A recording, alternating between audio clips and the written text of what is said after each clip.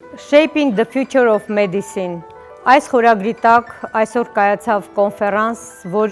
որը հավաքել էր լաբորատոր ախտորոշման մասնագետների, ներզատաբանների, ընտանեկան բժիշկների և թերապևտների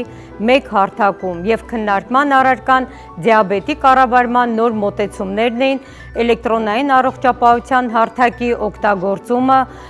պացիենտների real-time մոնիտորինգը գլյուկոզայի։ Կոնֆերանսի ժամանակ մենք հասկացանք ոչ միայն